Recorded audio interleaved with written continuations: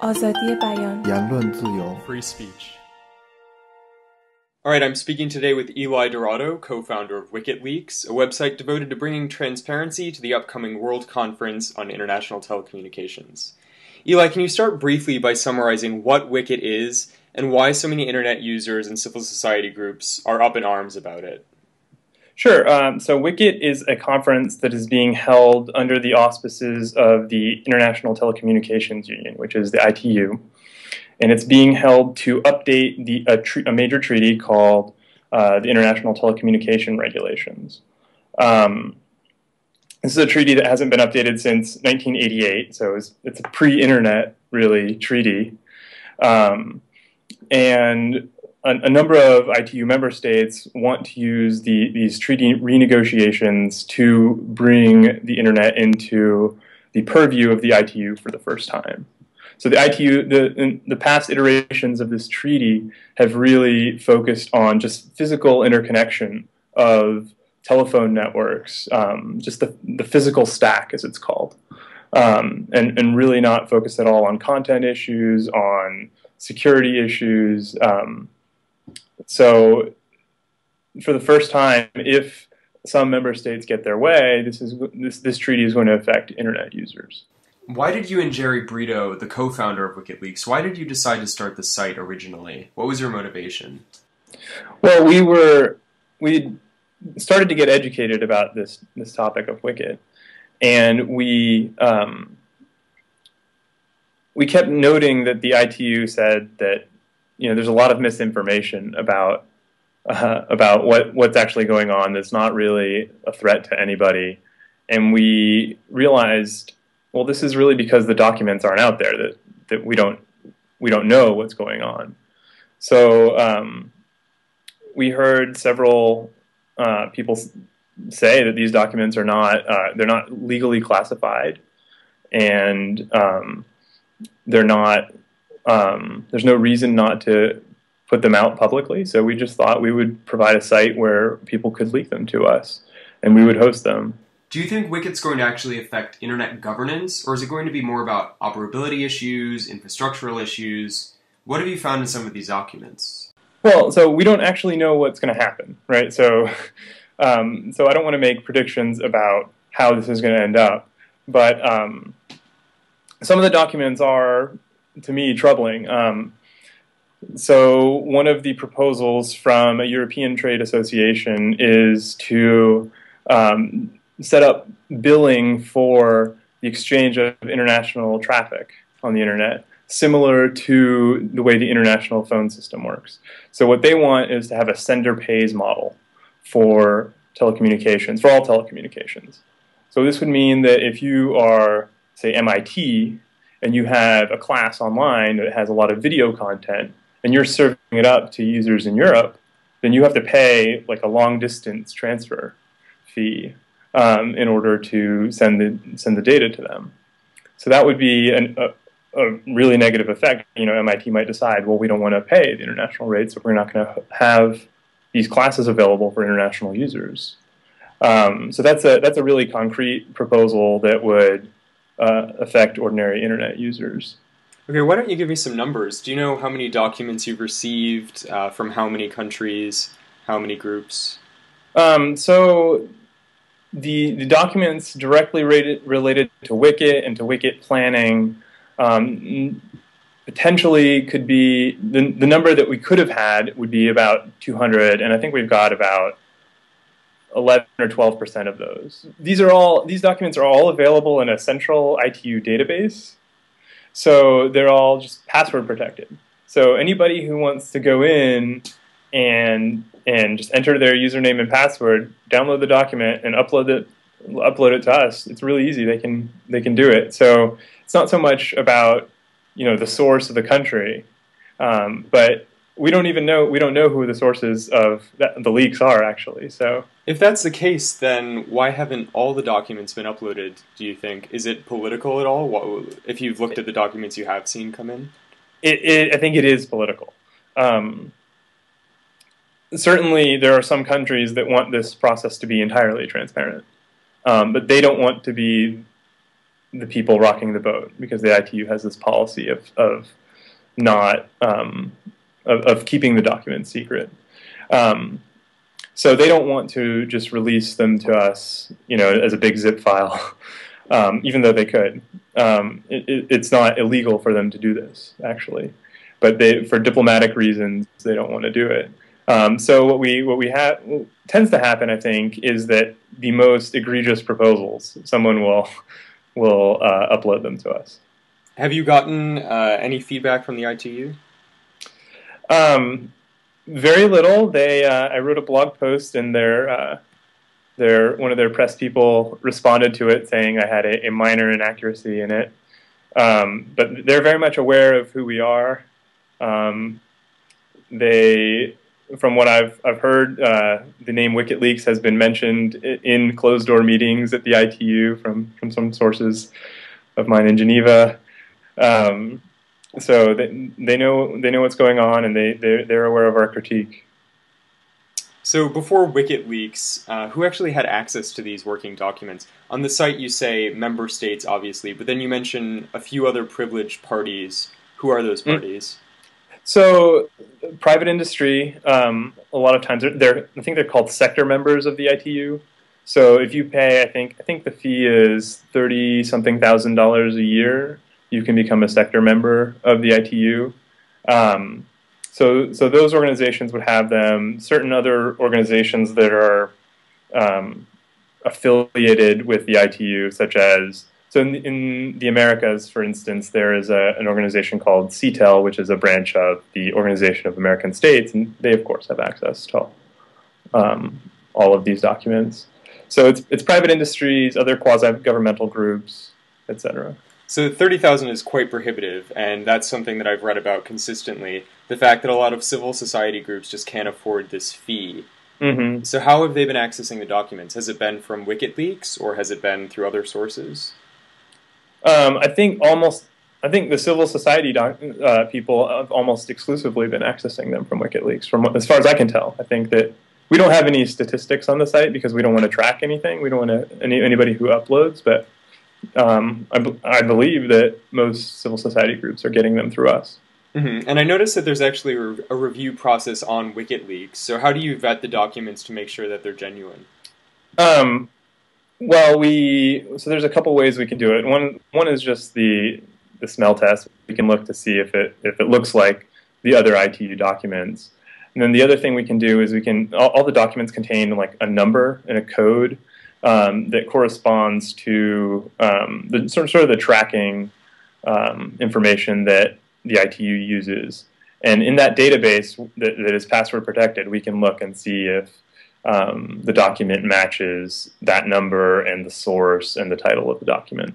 So we can do some quick review to make sure that it's not totally fake. And have you seen any fake ones come in? We've seen some prank documents, but no. To our knowledge, we don't have any. We've never had a counterfeit document. That's interesting that people are submitting prank documents. What were these documents? I think someone submitted like a photo of their or somebody else's face, just like a JPEG photo, and then some just ASCII files that are just like, "Hi there, how's it going?" or whatever. And then we did have someone uploaded a PHP rootkit to attempt to hack us, but our site is not vulnerable to that particular method that he was trying to do. So those are some of the uploads that we get. I mean, that's an important point that you bring up: vulnerability of the site itself, and the fact that these people are anonymous. What kind of precautions have you taken on that front? So our upload form is encrypted. It's a SSL connection. We don't have any tracking at all on the site. No Google Analytics, so nobody can ask us, who uploaded these documents. Not that it's illegal, but people could get in sort of like a diplomatic trouble. We separate our repository from our actual site. So the front end has nothing to do with where the documents are. So they're on two different servers. So even if our front end got hacked, our documents would be fine. Even if our documents got hacked, our front end would be fine. You mentioned that you recently updated the site. What's different about it now? So we added a couple sections. We really threw the site up very quickly. We threw it up in less than a day. Jerry came into my office and was like, "Hey, we should set up WCITLeaks," and just the name was so great that we felt like we had to do it. So we just spent that day doing it and launched the next day. We didn't have any documents on day one. We didn't know if anyone would run with it, would upload documents to us. But since it's gotten more attention, we thought we'd put some thought into it. So we did a redesign. We did and we decided we wanted to be sort of more of a one-stop shop for where people could get started getting informed about this issue. So we put up a news section that just has some good backgrounders, some good, broad overviews of the story, and then we cribbed a recent headlines RSS feed from the Internet Society. So they run this great Scoop It site that has all kinds of links updated daily. So we just pulled in their RSS feed and linked people to them. And then we have a civil society resource section. So this is actually, I think, going to be important down the road as people get, as December approaches and people get more into the issue. They're going to want to know a place. Well, where can I go to get informed on this? A lot of the documents themselves are pretty cryptic. It's hard to get into and really understand what they mean. So the civil society page can just be a directory of resources, advocacy materials, multimedia that people could watch or read to get informed and to spread around. So you mentioned that you and Jerry like the sound of WCITLeaks, and I imagine that might be because it sounds a bit like WikiLeaks, which we've heard about in the news for the past few years, and definitely one of the most prominent leak sites in the world. How does WikiLeaks differ from other leak sites? Well, for one, everything that we're doing is totally legal, so we don't have to hide our identities or, there's not really a danger that if you leak to us, you're going to go to jail. So it's in that sense, it's much lower stakes. But I think that in some ways it's similar in that our critique is not that different, right? What we're saying is that this wicked process is going to affect internet users, and people are trying to do something about it behind closed doors. Without input from civil society, and we think that there should be input. So we really value transparency in this process, and sort of like maybe WikiLeaks would, we think that's important enough to sort of just jumpstart it by leaking the documents. So let's talk about the conference itself. This year we've seen SOPA, PIPA, ACTA, and now WCIT. What comparisons can you make between all of these, if any, between all these four-letter foes of the internet? I think that the main difference between WCIT is that, and certainly SOPA and PIPA, is the fact that it's not going to get fixed or go away by just political pressure in the U.S. So with SOPA and PIPA, there was just sort of an outcry, and Congress responded by dropping the bills. So this process is much more of a diplomatic process. It involves sort of reaching out to our friends in other countries to put pressure on their governments, not just sort of everybody flipping out at Congress and making sure that we get heard. It's sort of encouraging our friends in other countries to sort of participate this time. So we're still several months away from the conference in December, but it doesn't seem like there's been that much following, that much press around WCIT. Do you think that's just still to come? It will really heat up in the days before December? Or is there something different about it where it doesn't create quite the media storm that, say, ACTA and SOPA did? I think it could heat up before December. I'm not sure. Um, the real question is going to be, how does the civil society that's involved, how do they feel about what our governments are doing to prepare? And I think that they will sound the alarm if it looks like it's going to be a bad outcome. And I think you could see a lot of negative media stories coming out if sort of we in civil society are not satisfied or pleased with the direction things are going. There's going to be much more press on it, I think. What countries are you the most worried about come December? So I think that it's kind of a different question in terms of which countries are putting forth the worst proposals and which ones are the sort of the swing voters. So I think Iran has put forward some nasty little proposals. What are they?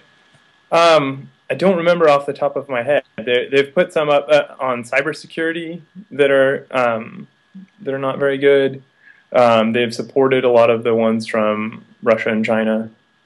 But I think that sort of the swing voters are countries maybe like Brazil and Japan could actually be a swing voter in some of these because they actually get their way pretty well in the ITU.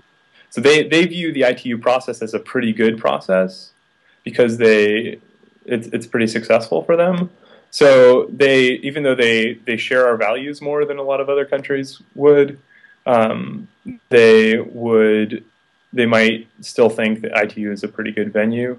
So $30,000, it's a lot of money, but there must be a wealthy donor out there. There must be someone willing to start a Kickstarter campaign to raise that money to actually get these documents in your hands so that you can have the entire cache for all civil society groups. Has anyone talked about that? No one has mentioned that to us. That's an interesting idea. I wonder if the ITU would accept our money, right? If we said we're just going to take these documents and put them online for everyone to see. I wonder if they would even let us join. In July, the ITU Governing Council agreed to release one summary document of proposed ITR amendments. What do you actually make of this? Did it represent real transparency, or just sort of a nod in the right direction?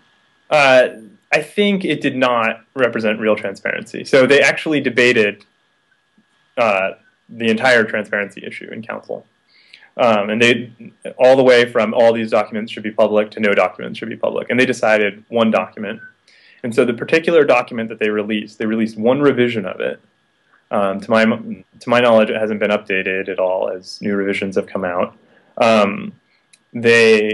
It's a compilation of proposals, as you said, but it's a compilation that has no commentary, no feedback from other countries. So there's no way for a lay person, someone who isn't familiar with the ins and outs of international telecommunications, to really evaluate that document.